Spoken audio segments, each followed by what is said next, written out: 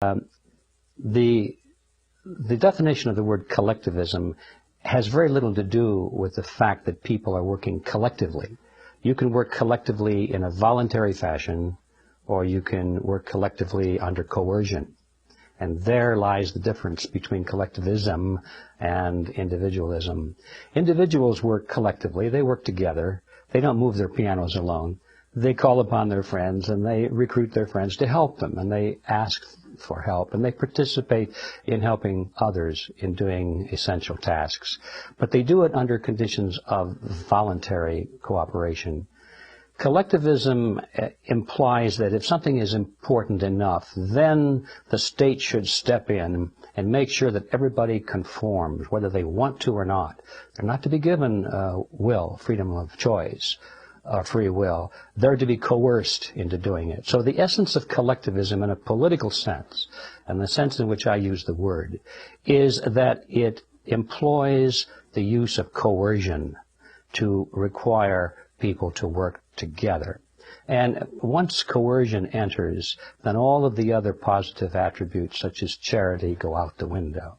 When you force people to do things against their will, then you are actually participating in a negative social conduct, which is in many cases worse than the social condition that you're trying to overcome by the collective action. So in essence, to sum it up, collectivism is the concept, which among other things, there are other definitions to it too, but in terms of collective action or working together, it's a concept in which people are not given free will.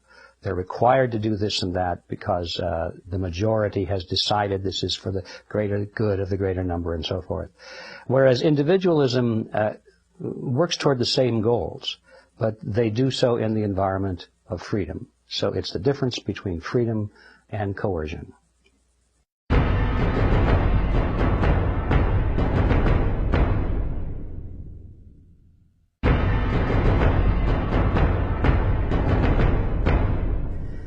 There are groups, many of them I think, that are seeking to establish a new world order, a world government based on the model of collectivism. They may not all be part of the same organization, but there are many groups which have that as their goal because it furthers their social and political goals, their aims, what they want to see the world look like.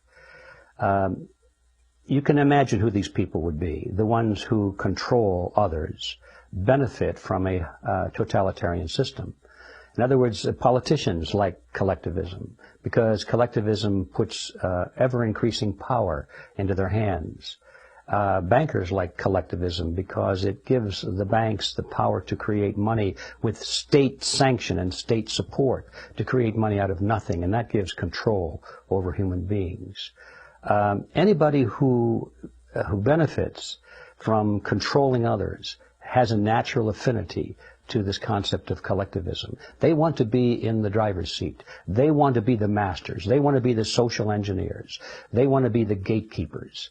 And so all of these people work together instinctively, even though they may have separate individual or professional goals. They do work together and support each other toward this ultimate aim of a new world order, is how they like to describe it, which is a totalitarian system based on the model of collectivism.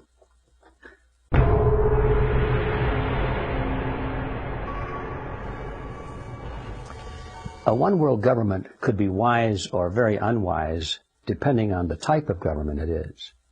I have no problem with the concept of a world government if it's based on the concept of freedom, individual rights, and it allows plenty of latitude for individual culture, individual freedom of choice in religion, and all of these things. A world government based on the concept of liberty would be a wonderful thing. But that's not what we're dealing with today. The world government that is being grown up around us, headquarters at the United Nations, is not that kind of a government. It is a government based on the concept of collectivism, totalitarianism. It is not materially different than the kind of a world government that Adolf Hitler would have established had he been able to do so. It's not materially different than the kind of world government that Joseph Stalin would have established had he been able to do so. So when we talk about this issue of is world government good or bad? That's an incomplete question. We have to discuss also what kind of a world government. So, in summary, a world government could be a good thing if it was based on the principles of individualism. But based on the principles of collectivism, it's one of the worst things you could possibly imagine.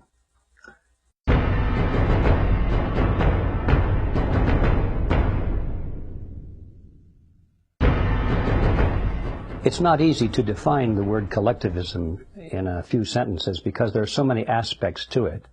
But it is easy enough to recognize a few of the major aspects, and you'll recognize it. One of the major aspects of collectivism is that it's based on the principle that the individual must be sacrificed, if necessary, for the greater good of the greater number. You'll find that under all forms of collectivism, whether it be Nazism, communism, fascism, socialism, or neoconism, or whatever you want to do. All of these forms of collectivism have that fundamental philosophy or ideology beneath it. Now, that sounds pretty good to many people. It sounded good to me when I was in school and learning about the greater good of the greater number. After all, we've been taught that we live in a democracy and therefore the majority should rule and all of these things which sound very good if you don't probe too deeply. And so many people think that that's a good concept. But it's a terrible concept when you follow it to its roots. Because you see, there's no such thing as a group.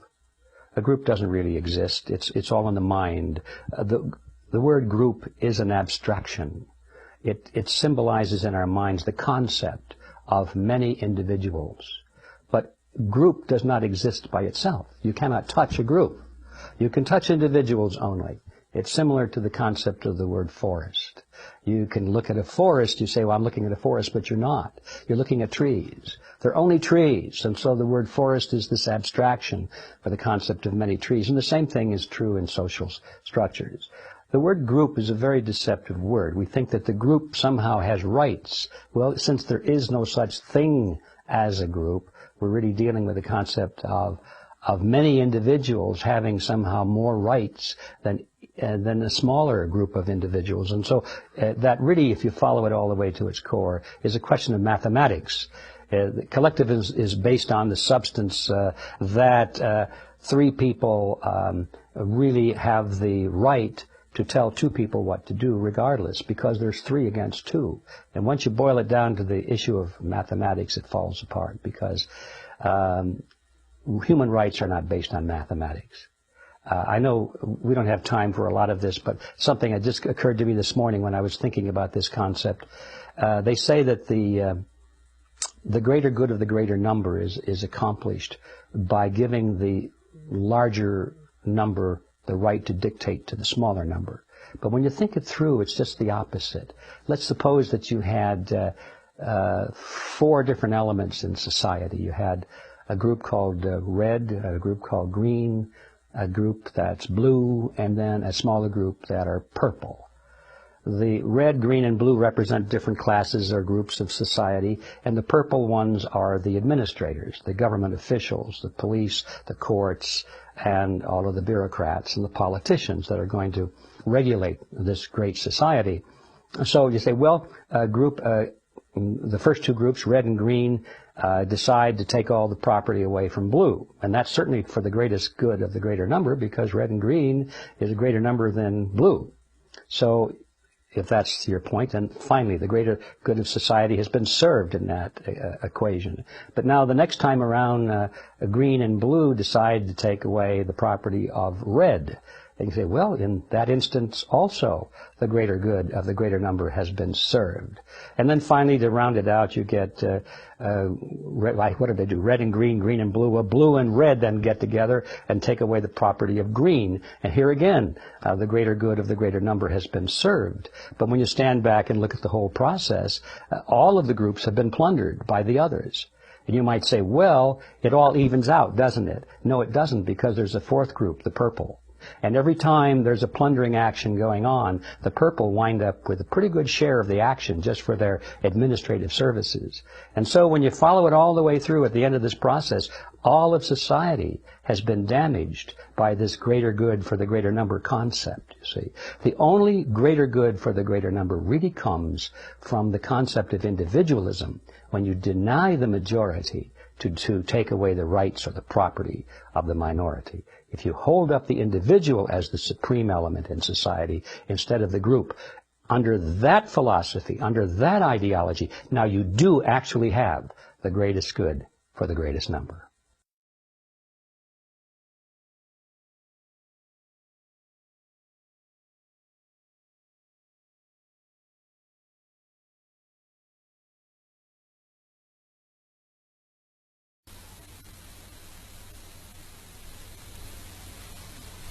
However, since we are actually fundamentally dealing with psychic dictatorship, and also awakening, as Peter said, the world's awakening, and as I said, selfhood, we have to understand one simple fact, and that is that the architects of control, the Black Lodge, they're not interested in the latter of those two things. They're not interested in the world's awakening, and they're certainly not interested in selfhood, but they certainly are very interested in psychic dictatorship.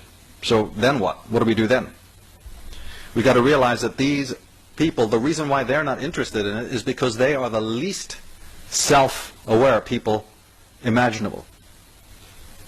They are very much in their ego. In fact, they're not even really in a healthy ego. They're in what you might want to call malignant narcissism. And they're collectivists. They're into hive mentality. They're into groupthink. That's partly what that pyramid's all about. Right? That's the hive. The mitres that the popes wear. The beehive symbol in Masonry. They're all about the collective hive, where you're basically a shard, a broken self, an ego that relies on everybody else. You're part of a collective. You're not an individual. That's why they're against individuality. They don't have it themselves because, to use a euphemism from Professor Tolkien, they've given themselves over to the shadow. They have given themselves over to the shadow. They are the ring. They wear the ring. Now, ring has many meanings. A ring can also mean a ring, a cabal of people. Right? One ring to rule them all. Check out the logos of the United Nations and the EU. You'll see a ring. Now, these people have given themselves over to that darkness, that Christians might want to use the word possessed. And therefore, they're not interested, and never ever will be, right, into things that we're discussing here today.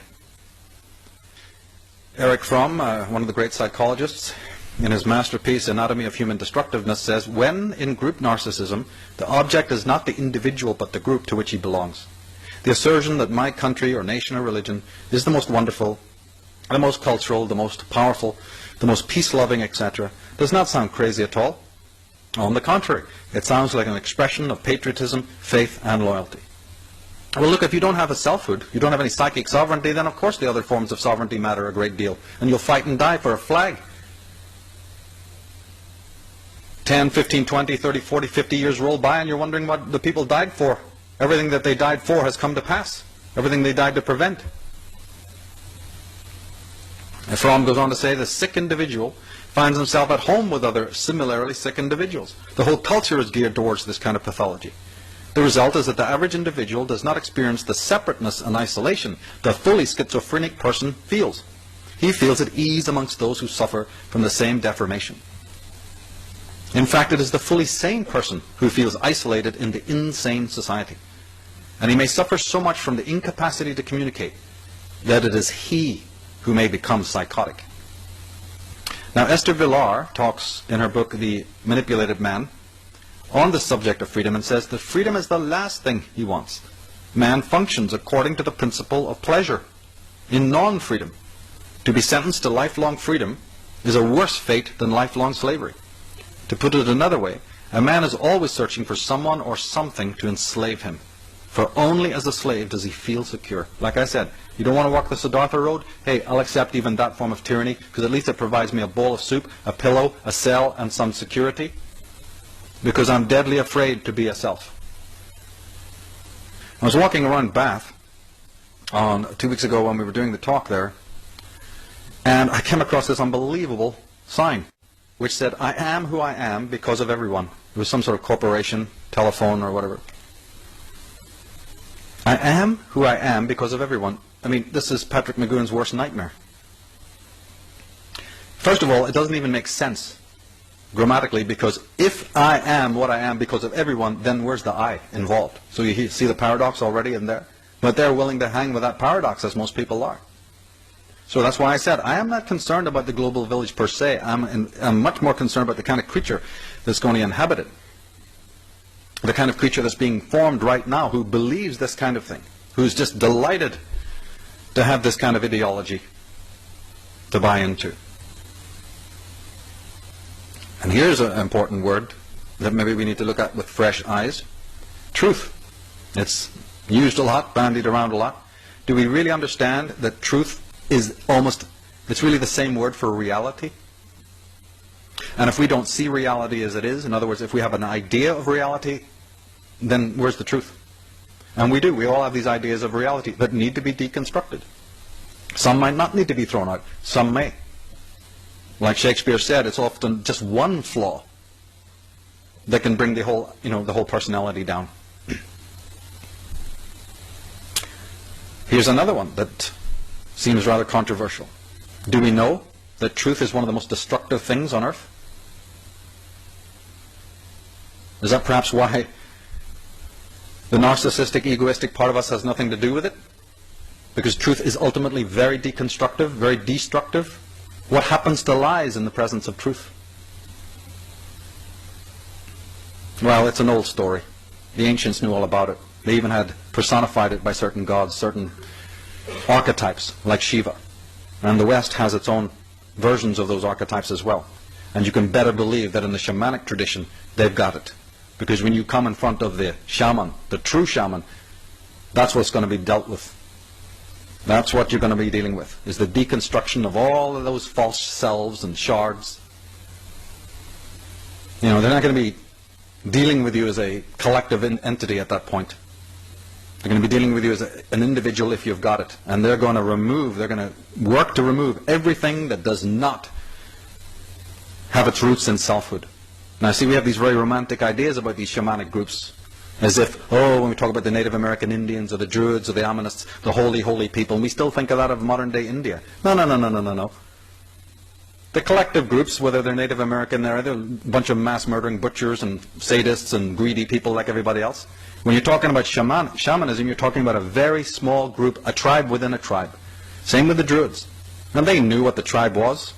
Bickering, lost, contradictory. The shaman is a very different being. He's not part of a tribe. You see, he's part of the earth. He's part of something completely different, a brotherhood of men like himself, or women like himself. So that has to be dispelled as well, this romantic idea that all the ancients had something, wonderfully glowing about them. Not so. These people their job was to monitor the pestilence even in their own tribes. The dynamics, the unhealthy dynamics there, that was the first priority of the medicine man. Coming more up to date, the great novelist D.H. Lawrence said that, are you willing to be sponged out, erased, cancelled, made nothing? Are you willing to be made nothing, dipped into oblivion? If not, you will never really change. Now, it sounds really negative on paper, doesn't it?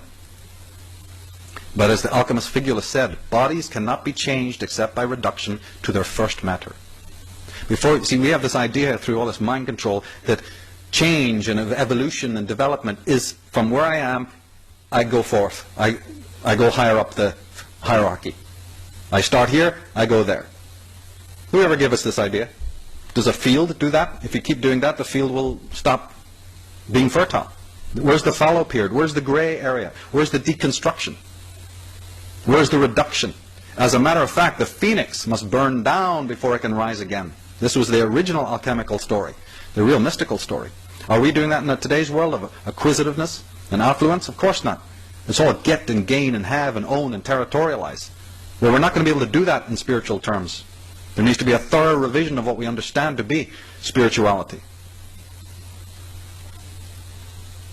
Because if our ego's in charge of the job, then ruin will be the result of it.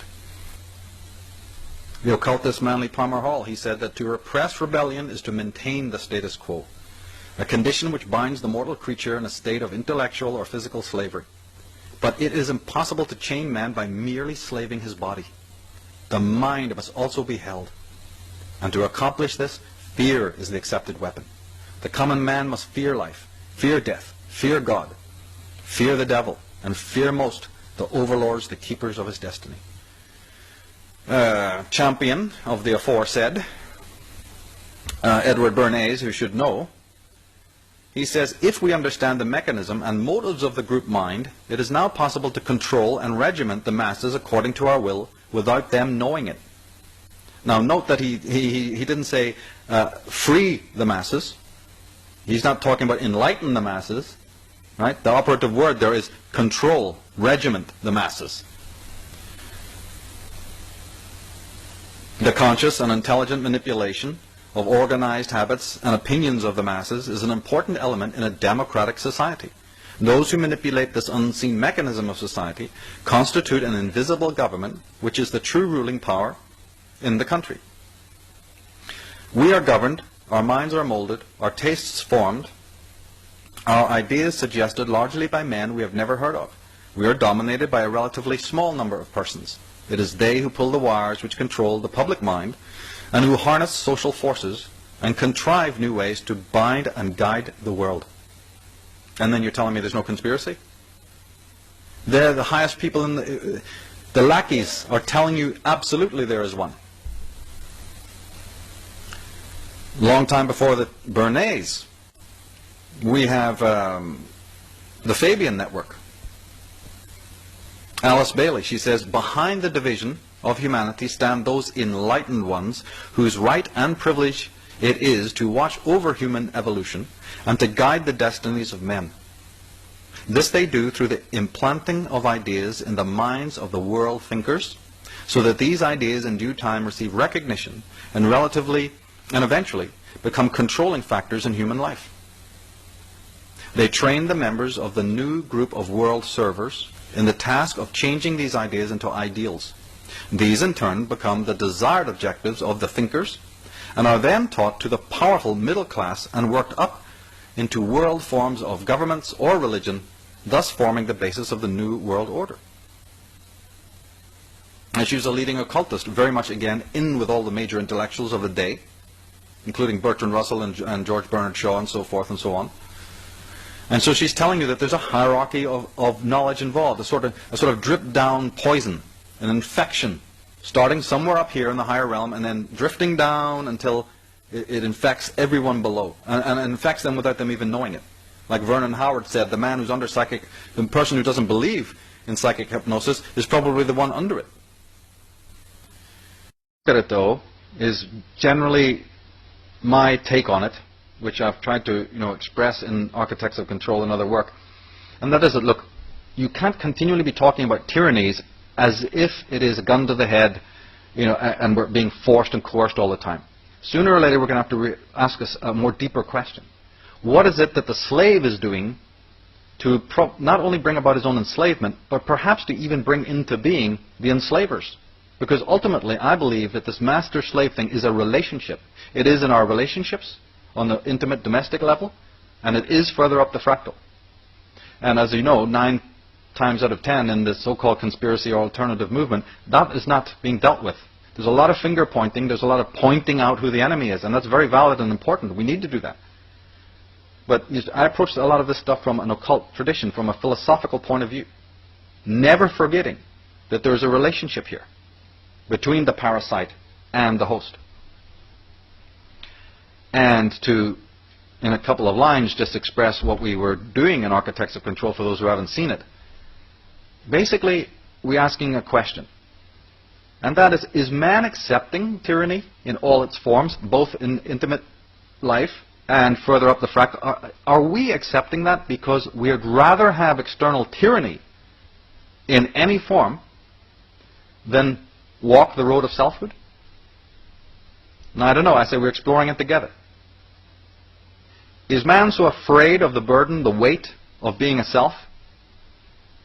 Is he so apprehensive about walking the Siddhartha road? Or he tries it and finds out, oh, Jesus, that's a bit tough. That he then makes this sort of inner contract with himself to follow the gurus and to follow the leaders and the masters, so that these tyrants, both political and religious, exist? Because you won't find carrion crows and vultures in a Japanese tea garden. If you're finding maggots, the meat is rotten. If you're finding rats, it's a sewer. Like I said, the ego is the ghost that rose out of the self, the grave of the self. So once you start looking into this deeper relationship of what we are doing, our neglect, our avoidance of selfhood, could that be in some way causing the state of decay that we see? Because don't blame the vultures and the carrion crows. They're doing exactly what they need to do. The maggots are doing exactly what they need to do. If something's dead, then don't blame the maggots.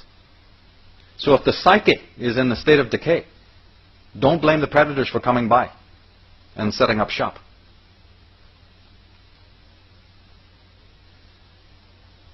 Jung said it, one of the greatest psychologists who ever lived. He said, people will do anything, no matter how absurd, to stop from facing their souls. No matter how absurd. And in one of my talks that I did in Los Angeles in 2012, I kind of rephrased this a little bit. I said that people will do anything, no matter how absurd, to stop from doing their shadow work. It's basically the same thing. There's a little bit different slant on it. Shadow work. Looking at themselves, all parts of themselves, not just trying to live in a one-seasoned world. The great German philosopher Arthur Schopenhauer said it this way: men would sooner die than think. And he's a philosopher, so even his definition of what it means to think is not what we would think it is. There's a great weight in that word, a great meaning. You are the only creatures who can do it. You can think about meaning. Dogs, animals have a very high form of consciousness, but they're not sitting there. The swan on the lake is not saying, oh shit, I'm going to die one day, life's a bitch. Right? It's not in any form of trepidation. It's not in any form of yesterday or tomorrow. It's absolutely in the now. It's absolutely there. And because it is completely present, nature is present in its consciousness. They're one. We have this sort of bittersweet ability to question who we are. Right? We're stuck with it. Maybe we're running away from it, as I said, but even if we don't go there for a minute, we have this ability to think, to reason. It's something very precious and very fragile. And we can abuse it. Or we can turn it off like most of the world has done. But he says that men would sooner die than think. It is very curious that the universality of an opinion should have so much weight with people, as their own experience might tell them that acceptance is entirely thoughtless and merely imitative process. But it tells them nothing of the kind, because they possess no self-knowledge whatsoever. He's speaking about the collectivism again, and we're going to get into that in the second half of today's presentation. And never forgetting also that there is this other unseen hand that knows absolutely what consciousness is, who are experts in that fact. You're walking around couldn't care less. You're waiting for the next movie to come out, and the next fashion and all that, what Hollywood's going to do next. But there's people there who have a thorough understanding of human consciousness, human psyche, human libido, and they're working on it 24/7 to feather their own nests and also to keep man in servitude, man whom they think is their creation. You know, they think of man as just being one of their own, like somebody treats a pet. If you actually watch how people mostly treat their pets, or when you really watch it, you'll find that the pet is a slave. Well, we have people ruling this society who think of human beings as pets and slaves. Yeah, they provide you with some food and they take you for a walk now and again, you know, but they basically you are a pet, and you'll be told where to sit and where to go and what to do. That should be obvious to people by now. But these individuals don't really have any fear of us. Well, they do have fear of us to the extent that they know if we were awakened what we could do. Their motive of why they would want to dumb down people is also highly practical. Remember, these people are very, very practical. They may be evil, but they're also very practical. They know that you don't want a mass of intelligent, free-thinking, self-aware, proactive, deeply concerned, spiritually empowered people. That's the worst threat that they can imagine. So it's very practical for them to keep people, you know, what do they call it? One leash for one neck. Everybody in a complete sense of consent, with the illusion that they're independent. It doesn't work without that. You must absolutely have the illusion of independence and self-determination. And we have a problem then. We have a problem that to really, really be independent, to really be an individual, which in psychological terms is called individuation, that's difficult for most people. It's kind of tough. It requires work. It requires, you know, to think and act in moral ways, and oh, that's just too much trouble. I wish it was a halfway, you know, stage. So the media goes, well, there is. We'll sell you the fashion of independence. can buy into this. You can be a goth, a punk, you know, you can be straight, you can be gay, you can be macho. We'll sell you all sorts of images to decorate your inauthentic life. And that will pacify you, because there is a voice that's kind of screaming inside of you that you're not living an authentic life. We know that. We know that's a tough voice to live with. But you also can't really do anything about it because, you know, you're lazy and you're weak. And you realize what you would have to sacrifice or lose if you really took the true moral way. The way of selfhood and the way of finding out who and what you are. We know that's difficult for you. So what we'll do is we'll manifest a bunch of simulacras. We have a whole industry creating false personas. But if you buy into that, and it's very easy to do that, I mean, it's just a matter of going down to the hairdresser and coloring your hair pink and wearing a couple of earrings and getting a few tattoos and, you know, having a big t-shirt with anarchy written on it. But you're the last person who even understands what true freedom and anarchy is.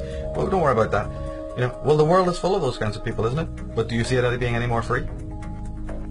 If that was ever going to solve the world's problems, what happened in the 1960s when everybody was free, quote unquote? Where's the love now? Did it stop wars? Did it stop evil men ruling the world? Did it stop genocide? Did it stop the mutilation of animals and abattoirs? I mean, tell me what one thing that the hippie movement or the punk movement of the 1970s achieved. Well, I'll tell you what they achieved. The leaders of the punk movement are living like pashas and maharajas in million-dollar houses over there in Bel Air and also in Los Angeles. You know, Billy Idol has a fleet of Harley Davidsons. That's what happened. You know, that's what happened. But they're wearing a hammer and sickle. We're for the people, peace and love, CND, all that shit, you know, utter nonsense. Utter nonsense.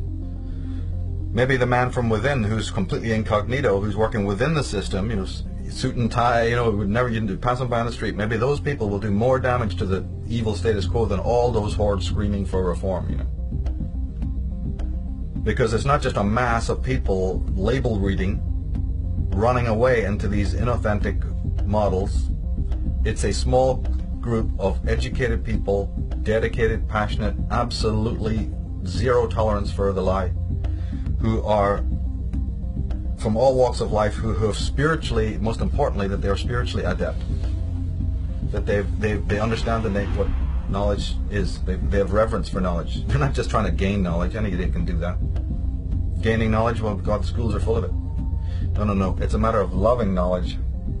That's a big difference. Loving knowledge, understanding what knowledge is a whole different thing than gaining knowledge. So there's these fine lines in all of this, very fine lines. And if the knowledge has to be empowering and changing you first, how can you do anything to change another world? Or maybe you don't even have the right. Maybe we're on the complete wrong subject matter altogether. How does anyone even think that they have a right to involve themselves in the life or the lifestyle of anyone else? If you really think about that, you'll find that it's pretty preposterous. But at the same time, you do have the right to fix your own life. That, at least we know, is an absolute. You have the absolute right to work on your life. You have the right to make any of the choices that you want to make. So then my work sort of really focuses on that. And yet the real work is about you taking care of your own house, your own garden. And if everybody did that, you know, unseen forces would come to aid. Man would, like Vernon Howard said, we can accept that God can become man to save man, but we can't accept that man can become God to save himself. It's one of the most powerful statements I've ever heard. And so what is that dependency in human beings that makes them refute that? We know that everyone listening to the sound of my voice is going to refute that. No, it's Jesus who's meant to do it. Muhammad, Allah, what are you talking? Oh, that's all that humanist stuff. Man being his own God. Oh, satanic evil. So we already know that, you know, that's not a common held theory. But wait a minute. What then is the motive that makes people refute that statement? Before we get into what they're into, you're a Christian. Why would you feel motivated to not accept that man is his own savior? I'm very interested in that. I'm very interested in as to why you, not the cult, not the clan, not your guru, why you would, you know, have a problem with that. What's in your psychology that has made you in the 20 years of your life, or the 25 years of life, or the 40 years of your life, not have enough brain cells to realize, my God, that's the bottom line. Because in my opinion, if you don't accept that, you are an insane person. You're not insane, you're unsane. You're toxic, and you need to be quarantined or something. That's really the long and short of it, in my opinion. Then I want to get the crucifix out. As soon as I hear that somebody is, thinking that another authority, another person, has the rights over their mental and emotional and attitudinal and psychic life, I'm worried about that person. Because I know that person has got some very serious psychological and existential problems. Right off the bat. Right off the bat. Then that person is going to be, a herd, part of some herd, or will be a controller of a herd, or will be manipulated by the herd, or whatever you want to call it.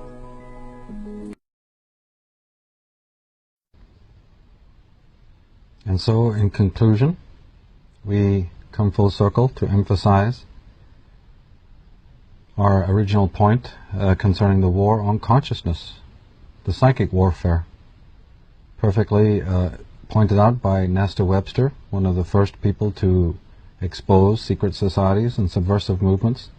She wrote, "The final goal of world revolution is not socialism or even communism. It is not a change in the existing economic system. It is not the destruction of civilization in a material sense. The revolution desired by the leaders is a moral and spiritual revolution, an anarchy of ideas, by which all standards set up throughout 19 centuries shall be reversed." Now, Esther Villar talks in her book, The Manipulated Man, on the subject of freedom and says that freedom is the last thing he wants. Man functions according to the principle of pleasure. In non-freedom, to be sentenced to lifelong freedom is a worse fate than lifelong slavery. To put it another way, a man is always searching for someone or something to enslave him. For only as a slave does he feel secure. Like I said, you don't want to walk the Siddhartha road? Hey, I'll accept even that form of tyranny, because at least it provides me a bowl of soup, a pillow, a cell, and some security. Because I'm deadly afraid to be a self. So what's the one true divide that exists in humanity? People say, oh, this is separation talk, and we're all one. No, we're not. There is one true divide that does exist in reality. And here's what it is. The one true divide that separates humanity into two distinct types of individuals. The criteria for this divide is whether or not an individual believes in, quote, authority, and therefore believes that there is legitimacy to slavery. The two groups of people are the people who know slavery is never legitimate and people who believe that it can be legitimate. That's what actually separates humanity. See, all the other things, divide and conquer. Race, religion, sexuality, income, religious belief systems. These are all divide and conquer techniques. There's one real difference, whether somebody believes in slavery or not. And of course, people have called this difference statists and anarchists, right? So here's a couple of memes that I picked up on Facebook. Statism is the brilliant idea that we give a small group of people the right to kidnap, imprison, harass, steal from, and kill people so that we can be protected from people who kidnap, harass, steal from, and kill people.